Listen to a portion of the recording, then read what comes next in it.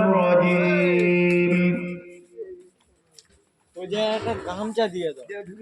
بسم الله الرحمن الرحيم তুই এখানটা বস, ঠিক আছে? আমি বাড়ি যাব। يوم لا তুই এখানটা বসতে আমি সামনে কার আসবি না, ঠিক আছে? ঈদ কোথায় হাদিবি না, দাদা যখন বারণ করবে এই টাইমে বন্ধ করে দিবি, ঠিক আছে? তুই সরে যা, সরে যা, বাবার কাছে বলি তুই মার সরে যা। কিছু করছি না। أزلفت الجنة للمتقين أبرزت الجحيم للغاوين وقيل لهم أين ما كنتم تعبدون من دون الله هل ينصرونكم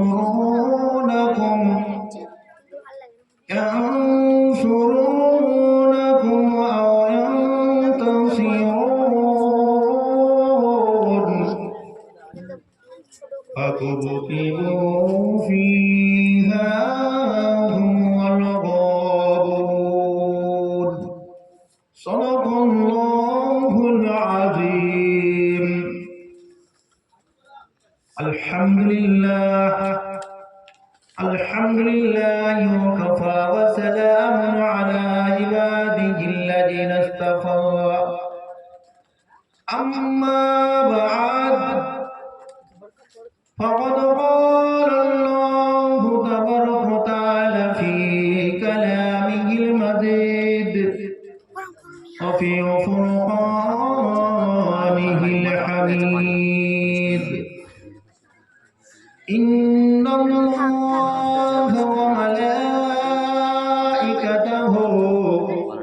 يصلون على النبي يا أيها الذين آمنوا صلوا عليه وسلموا تسليما اللهم صل على سيدنا مولانا محمد وعلى آل سيدنا مولانا محمد ভক্তি সহকারে اللهم صل على سيدنا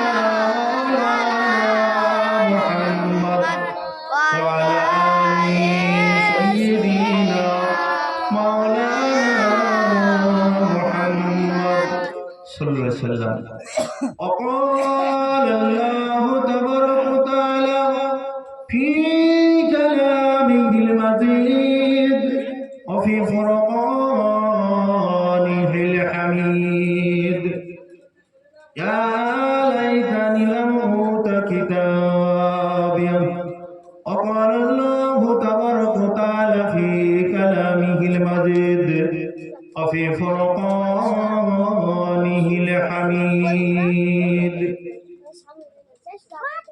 اذكروني أذكركم واشكروا لي ولا تكفرون وقال الله تبارك وتعالى في كلامه المجيد وفي فرقانه الحميد إن الدين عند الله الإسلام رضيت لكم الإسلام دينا وبمحمد النبي صلى الله عليه وسلم وقال الله تبارك وتعالى في كلامه المجيد وفي فرقانه الحميد يوفى الصابرون أجرهم بغير حساب القرآن وقال النبي صلى الله عليه وسلم قال رسول الله সাল্লাল্লাহু আলাইহি ওয়াসাল্লাম। يوفى الصابرون أجرهم بغير حساب. وقال النبي صلى الله عليه وسلم قال رسول الله صلى الله عليه وسلم الدين يسر. الحديث. মুআজ্জাজ মুকররম উলামায়ে কেরাম আগত আমাদের মাথার মুকুটমণি পিসা হুজুর কেবলা এবং আমার মুরব্বী একরাম মুসলিম মুত্তাকি দিনদার আল্লাহ আল্লাহ বাবাজি ভাইরা, আমার সমবয়স্ক মধ্যবয়স্ক আগত অনাগত আমার বাবাজি ভাইরা, ছোট ছোট স্নেহাশিস কচিকাচা বাচ্চারা, আবেদা জায়েদা সালিহা ধার্মিকা আল্লাহ আলী করুণাময়ী মমতাময়ী স্নেহময়ী আমার মা ভূমিগণ, আজকের এই রবিবারের জলসার মধ্যে আল্লাহ পাক আমাকে হাজির করিয়েছেন অশেষ রহমত, আল্লাহর করুণা, আব্বাজান এবং আম্মাজানের দোয়া, আপনাদের দোয়া, পীর মুর্শিদের দোয়া, গুরুজনের দোয়া, আমার ওস্তাদ হুজুরের দোয়া। বাবাজি ভাইরা আমার, আমরা একটা জায়গায় উপনীত হয়েছে যেখানে রিয়াজুল জান্নাত বলা হয়েছে, জান্নাতের বাগান। আকিকা উপলক্ষে দায়ান ভাই সুন্দর একটা আল্লাহ এবং আল্লাহ রাসূলের কথাবার্তা আলোচনার মাধ্যমে একটা মজলিস তৈরি করেছেন। এটা বড় লাখ লাখ শুকরিয়া। এখানে আসলে রহমত স্বরূপ আমরা রহমত পাবো, গুনাহ ঝরে যাবে, আল্লাহ সুবহানাহু ওয়া তাআলা আমাদের জান্নাতের বাগানে বসাবেন। জান্নাতের বাগানে বসে কারা যারা খুব ভাগ্যবান হয়। বাবাজি ভাইরা আমার মা বোনেরা আমার, যারা দূর দিগন্তে ছড়িয়ে ছিটিয়ে বিক্ষিপ্ত ভাবে বসে পর্দানাসীন আমার মা বোনেরা শুনছেন, শুনবেন, শুনতে হবে, না শুনলে হবে না, আমল করবেন। বর্তমান আমরা এমন একটা সময় হাজির হয়েছি, আমরা উৎপীড়িত, আমরা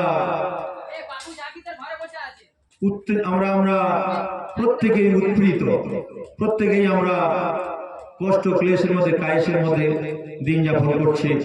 যদি আমাদের কেউ মারধর না করলেও মনের দিক থেকে আমরা খুব কষ্ট পাচ্ছি, সেহেতু আমাদের বড় একটা কষ্টের সময় অতিবাহিত হচ্ছে। আল্লাহ সুবহানাহু ওয়া তাআলা কোরআন পাকের মধ্যে জানিয়ে দিয়েছেন, বিসমিল্লাহির রাহমানির রাহিম, আযকুরুনি আযকুরকুম ওয়াশকুরুলি ওয়ালা তাকফুরুন, আযকুরুনি আযকুরকুম ওয়াশকুরুলি ওয়ালা তাকফুরুন।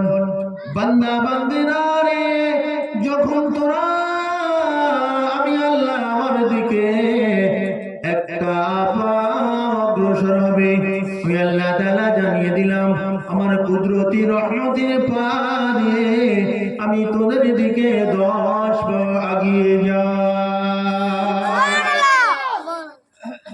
আল্লাহ সুবহানাহু ওয়া তাআলা শুধু শেষ করেনি এখানে, আল্লাহ তাআলা বলেছেন ফাযকুরুনি আযকুরকুম ওয়াশকুরলি ওয়ালা তাকফুরুন, ইয়া আইয়ুহাল্লাযীনা আমানু ইসতাঈনু বিস-সাবরি ওয়াস-সালাহ, তোমরা নামাজ কায়েম করবে ধৈর্য সহকারে। যখন তোমরা নামাজ কায়েম করবে তখন আমি আল্লাহ তাআলা তোমার কাছে গিয়ে হাজির হব, তোমার সঙ্গে থাকব। আল্লাহ সুবহানাহু ওয়া তাআলা সুন্দরভাবে জানিয়ে দিলেন। এই মাসটা কি মাস চলছে আমাদের কি খেয়াল আছে? আমরা বলতে পারবো কি মাসটা কি মাস? কি মাস এটা? না, বাংলা মাসে আমাদের কোনো সম্পর্ক নাই, ইংরেজির সঙ্গে আমাদের সম্পর্ক নাই। ইংরেজির সঙ্গে সম্পর্ক যারা চাকরি করে, যারা চাষাবাদি করে তাদের জন্য বাংলা মাস, আর যারা ইসলাম নিয়ে চলাচল করে তাদের জন্য আরবি মাস। এই ছোট বাচ্চাটা বলছে রজব মাস। আলহামদুলিল্লাহ, রজব মাস। এই মাসে আল্লাহ সুবহানাহু ওয়া তাআলার নবী আল্লাহর কাছে গিয়েছিলেন। সে সম্পর্কে ছোট্ট একটি বক্তব্য বয়ান রাখবো। আল্লাহ তৌফিক দিলে বলবে ইনশাআল্লাহ তাআলা। দোয়া করেন আল্লাহ সুবহানাহু ওয়া তাআলার নবী যে নামাজের কথা বলছিলাম, নামাজ আমাদের কায়েম করতে হবে ভাইরা আমার, সেটা হলো ধৈর্য সহকারে। আল্লাহ নবী সাল্লাল্লাহু আলাইহি সাল্লাম উম্মে হারিমা উম্মে মানির ঘরে শোয়া। আল্লাহ নবী সাল্লাল্লাহু আলাইহি সাল্লাম রাতের অন্ধকারে গভীর রজনীতে বর্রাক নামক একটি জানোয়ার, যার দ্রুতগামী হলো পলক যত দূরে যায় এক কদম তত দূরে পৌঁছে যায়। আল্লাহ নবী সাল্লাল্লাহু আলাইহি সাল্লাম মা উম্মে হানির ঘরে জিবরাইল আলাইহিস সালাম এলেন, আল্লাহ নবীকে ডেকে তুললেন। আল্লাহ নবী উঠে আস্তে আস্তে করে জিবরাইল সাল্লামের কাছে গেলেন। জিবরাইল সাল্লাম বললেন, ইয়া রাসূলুল্লাহ, ইয়া হাবিবাল্লাহ, হুজুর আপনাকে নিয়ে যাওয়ার জন্য এসেছি, আল্লাহ পাক আমাকে পাঠিয়ে দিয়েছেন। আল্লাহ পাক আমাকে পাঠিয়ে দিয়েছেন। কি করে যাব? বর্রাক নামক একটা পশু জানোয়ার, যেটা বিদ্যুতের থেকে আরো গতিশীল জানোয়ার, ওই জানোয়ারের পিঠে বসলেন, বর্রাকের পিঠে বসলেন। আল্লাহ নবী সাল্লাল্লাহু আলাইহি সাল্লামকে নিয়ে, আল্লাহ নবীকে নিয়ে আর কিনা বাইতুল মুকাদ্দাসে গিয়ে হাজির হলেন। তার আগে ভাগের ঘটনা বাবাজি ভাইরা আমার ছেড়ে দিচ্ছি, ছোট্ট ছোট্ট সংক্ষিপ্ত বয়ান। আল্লাহ নবী সাল্লাল্লাহু আলাইহি সাল্লাম ওই জায়গায় গিয়ে বর্রাক বেঁধে রেখেছেন।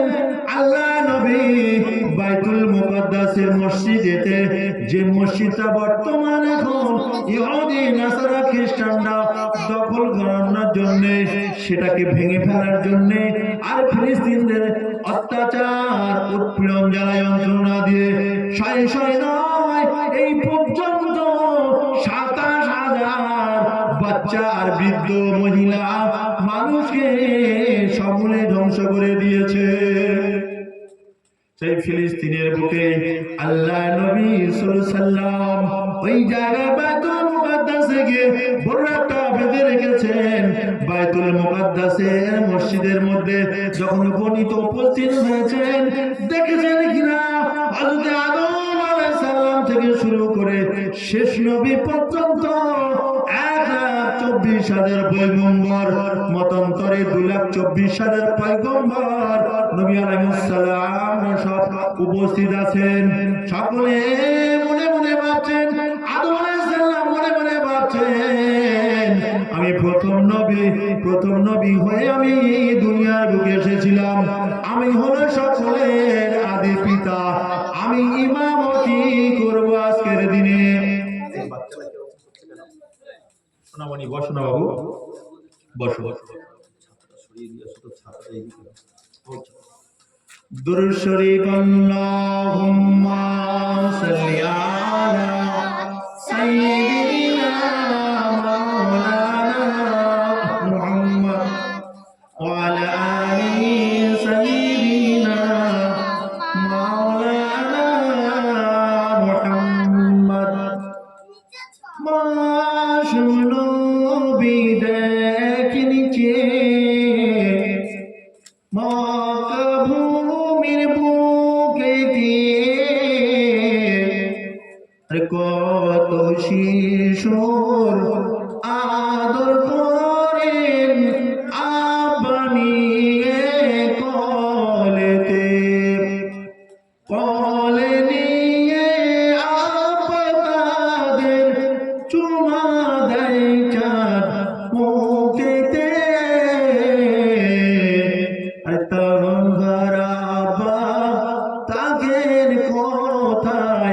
প্রশ্ন জাগে মনেতে। আল্লাহুম্মা সাল্লি আলা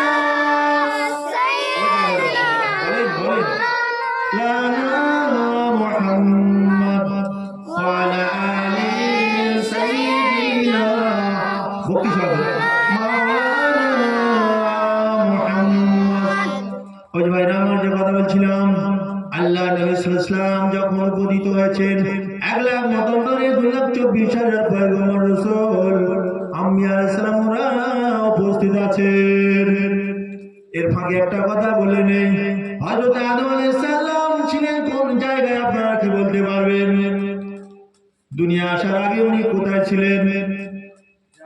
জান্নাতের মধ্যে ছিলেন। ভাইজান বলেছেন আলহামদুলিল্লাহ, জান্নাতের মধ্যে ছিলেন। যখন ওনাকে পৃথিবীর মুখে নামিয়ে দেওয়া হলো, ওই হওয়ার আগে ভাগে শয়তান জান্নাতের মধ্যে আলাইহিস সালামকে থাকতে দেবে না বলে অনেক চক্রান্ত, অনেক পরিশ্রম করে, অনেক রকম কলা কৌশল করে জান্নাত থেকে বার করবে। আল্লাহ সুবহানাহু ওয়া তাআলা বললেন, খবরদার খবরদার আদম, ওই যে একটা দূরে গাছ দেখা পাচ্ছ, সাজার মানে গাছ, ওই গন্ধম গাছ, ওর কাছে তুমি যেও না, ওর ফল খাওয়া তো দূরের কথা। খবরদার খবরদার, ওর কাছে ধারে তোমরা যেও না। আল্লাহ নবী আদম আলাইহিস সালাম করেছেন কিনা ওই কথা শুনে গাছের ধারে যায় না।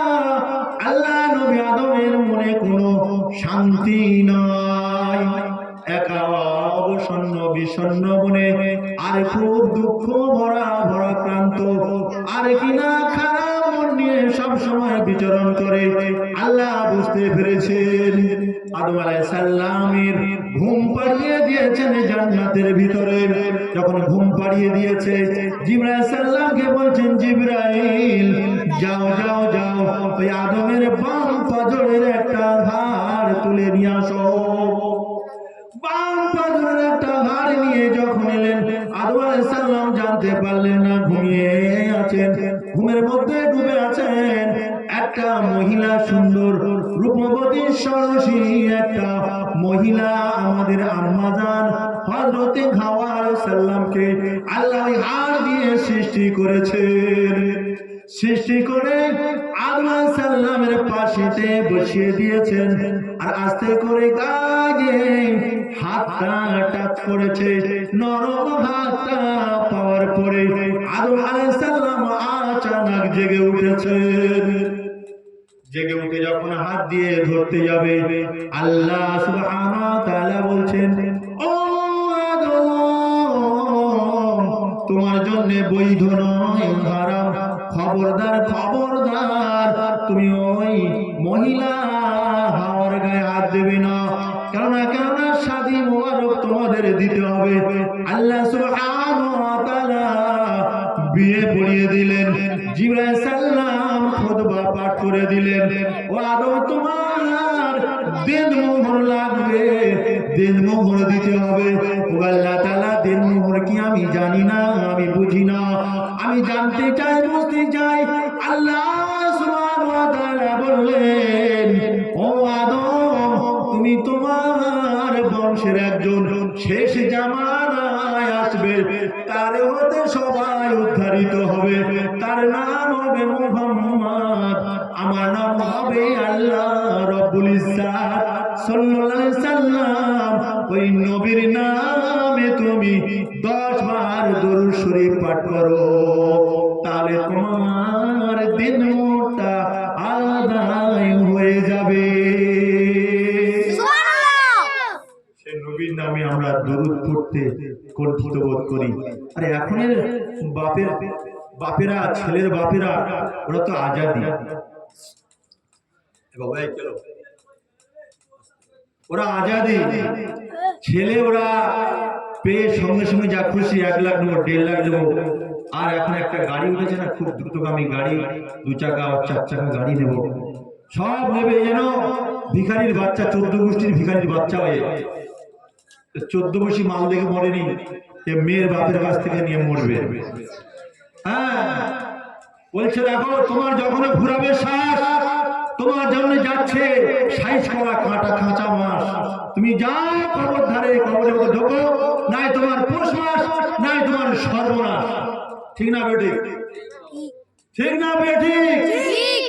তোমার যখন ঘুরাবে শ্বাস, তোমার জন্য সাইজ করা যাচ্ছে কাঁচা মাছ, আগে কবর ডাঙায়, ওখানে গেলে নাই পৌষ মাস, নাই সর্বনাশ। আরে হিন্দু ভাইদের জন্য তো আছে শুকনো কাঠ, নাই কাঁচা কাঠ, ওর ভাঙবে গাঁট আর আট।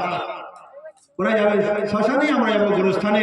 ওদেরও ক্ষতি আমাদেরও ক্ষতি যদি আমরা এই মালিকের নাম আর ধাম না করে যাই।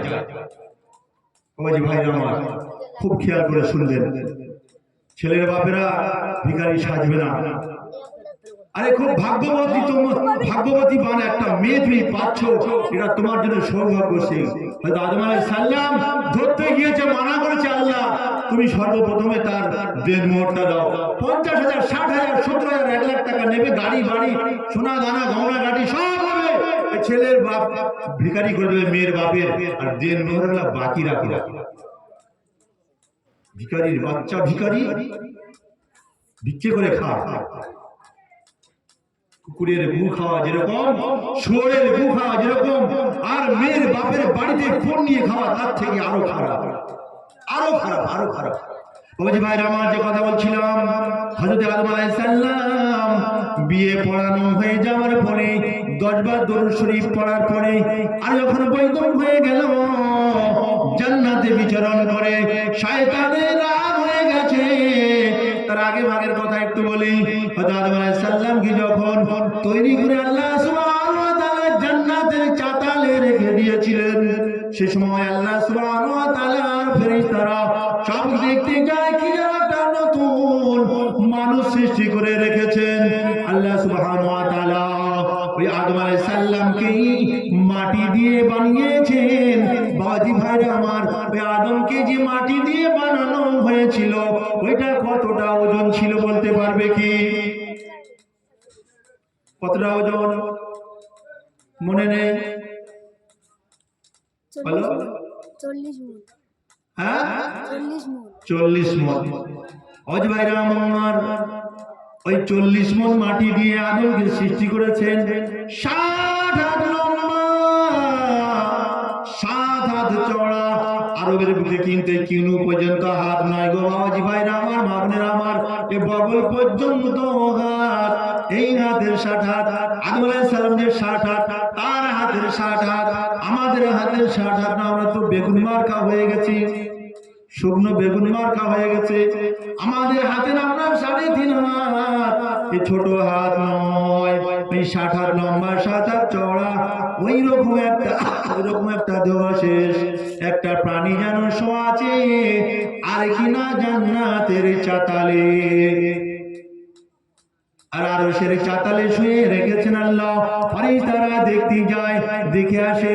ওই ফেরেশতাদের সর্দার ছিল শয়তান ইবলিস। সে তাকে বলে ঠিক আছে, তোমরা দেখে আসো। দেখে যখন আর অবহেলা হয়ে যাবে,